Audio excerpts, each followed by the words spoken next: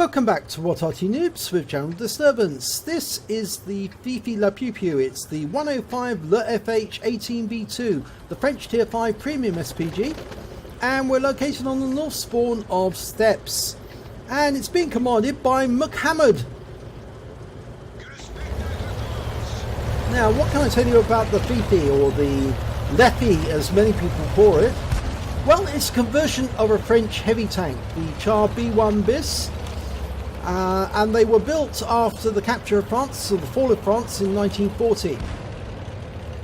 And only 16 of them were produced by the Germans. They actually manufactured more Char B1s that were turned into flamethrower tanks than into the leFH. It uses a 105mm or 10.5cm howitzer as its main armament, which is a German light field howitzer. And that's where it gets the leFH. It's Leica Field Haubitze.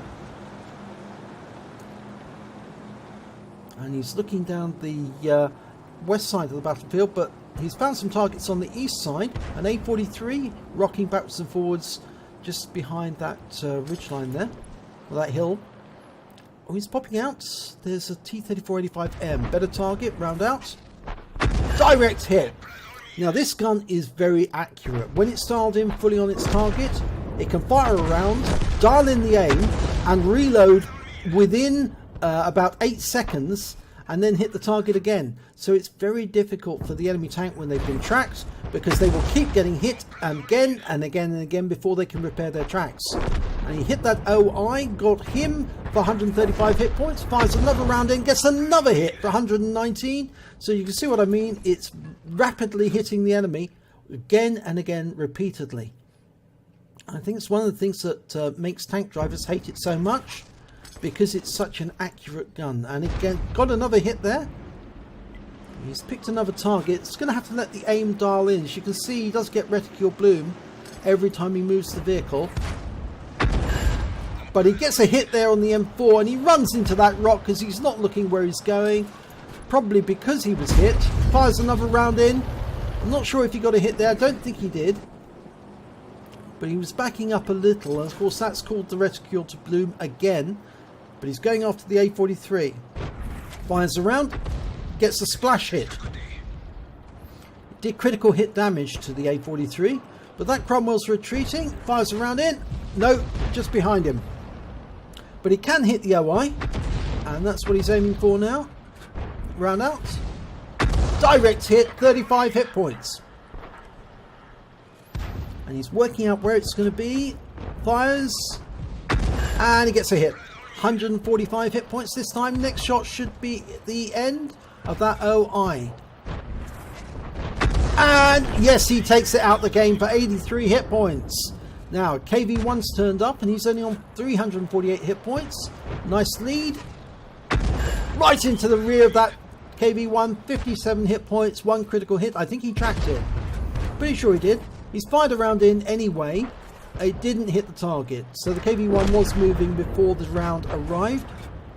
Okay, so it's probably used his repair kit. Dialing in, round out. Direct hit, 42 hit points. Lots of hits here. Working out where it's going to be. Fire. That's it. Good shot. 129 hit points. It's all about anticipation of what the enemy is going to do next and putting the shell where the enemy is going to be. Unfortunately, he got it slightly wrong there because the KV1 changed course at the last moment. Okay, we've lost sight of them, but that Stug should be able to find them very, very shortly. I think they've gone round the side of that hill. Yep, there they are. There's one of them, the A43. He can't hit it yet, but that Stug's in a perfect position. I think he's going to go for the KV1, but the KV1's been taken out. So it's the A43 next.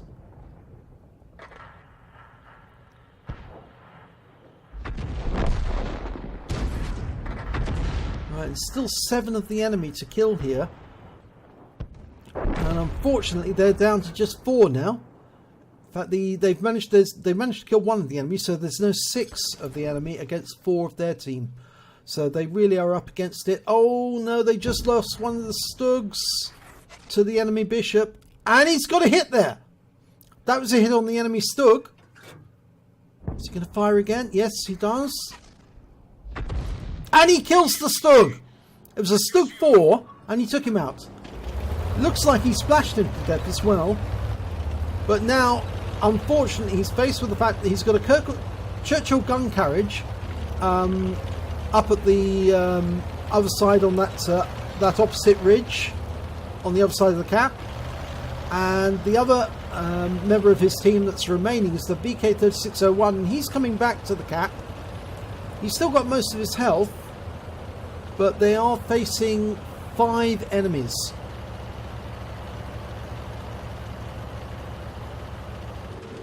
Now the thing is that his, although he's built on a heavy tank, he's got a very good view range. The Fifi, or I should say the leFH, has got a view range of 390 meters because it's a heavy tank and because the gun is mounted very high up on top of the vehicle.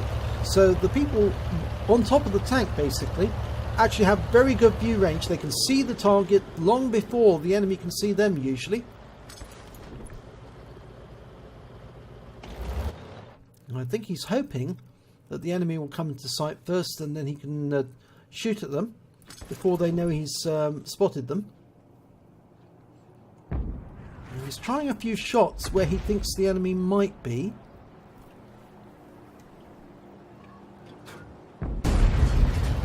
And he's still got 20 rounds of ammunition, but it's not an inexhaustible supply, and you can see that he's carrying 18 rounds of HE and 2 rounds of heat, which is a very good combination to have. It's the combination I actually carry myself. Mostly HE, because you can get splash off it, and you don't have to rely on a direct hit to actually damage the enemy. And of course a couple of rounds of heat just in case you have an enemy hull that's difficult to get through. And occasionally you might come across an enemy tank that's particularly tough. Well, he's fired a round out there, but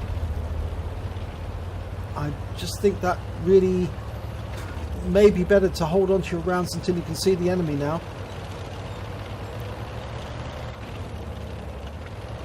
He's gone entirely defensive. He's covering one side of the cap.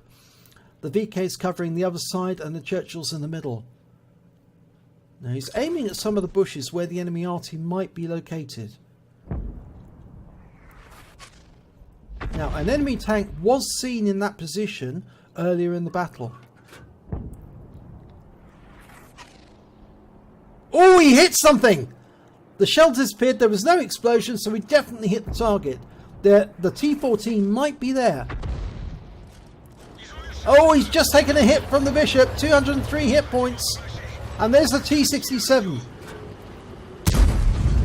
Now he fired a shot at the T-67 manually aimed. But what he's got to watch out for now is the Bishop, because he has been spotted. And that means the Bishop is going to be firing at him. And the Bishop has got a very accurate gun. A 4.5-inch howitzer of his own. He's aiming using battle assistant. Trying to dial it in. Fires around. The T-67 dodges the shot. He's backing off a bit more. Oh, he was taken out, and it was the T-67 that did it. That's so unfortunate. The win rate for that battle was 2,853. And although they've managed to kill the Hellcats, the last remaining tank on his team is the VK3601H. And I don't think he'll last very long. Yes, I think actually, yeah, he's now fighting that T-67 and losing. That T-67 can't take much more of this. Rather, the VK can't take more of this. The T-67 can. So long as he stays out the way of the VK's gun, then he's finished off the VK, and that's the end of the battle. So let's have a look at the end of battle results. And oh my god, well, MCHammereD managed to get his first mark of excellence on the Fifi, on the 105 leFH18B2. He also picked up a second class stanker, a bruiser medal for getting at least 5 critical hits. He got 9, and he picked up the High Calibre for dealing the most damage in the battle overall. Well, he managed to get 2,010 hit points of damage. He got 2 kills. Unfortunately, the Bishop managed to get 4. I think he was probably one of their most effective players, as well as the T-67. And MCHammereD managed to get 469 hit points, or experience points rather, overall base experience. But unfortunately, again, he was beaten by the T67 and the Bishop and the A43 between them. He fired 28 rounds. He got 13 direct hits, 13 penetration, 4 splash, damage of 2010 hit points, all at more than 300 meters. He received 2 hits, 2 penetrations, one of which was from the Bishop, the other was from the T67. He also received a hit by way of splash damage, and that was from the Bishop. He also damaged 7 of the enemy and killed 2 of them. And on a premium account, he earned 40,797 credits. He got 6,075 credits for achievements. That's for getting the High Calibre. And after repair and ammunition resupply, he still had 41,772 credits. He received 704 base XP on a premium and got 418 for the Achievements Award. And after the bonus for the Fifi being a premium vehicle, he came away with 1,571 experience points altogether. But this was his first mark of achievement, or first mark of excellence, I should say, on the Fifi. And it is difficult to get a mark of excellence on this vehicle, simply because so many people play it, and play it very well indeed. Unfortunately, Wargaming haven't put it on sale in the gift shop for some time, and as a consequence, most of the people who play this vehicle do have a lot of experience with it, and they are pretty good. So if you want to get your mark of excellence, you have to have a very, very high standard. So congratulations to MCHammereD for getting his first mark. Unfortunately, getting the second mark is going to take a lot longer. I can tell you that for true, because I don't even have a second mark on my Fifi yet, but then I don't play it as often as I should. So if you enjoyed this replay, please give it a like and do subscribe to our channel, and hopefully it'll be your replay that I'll be featuring in the next video.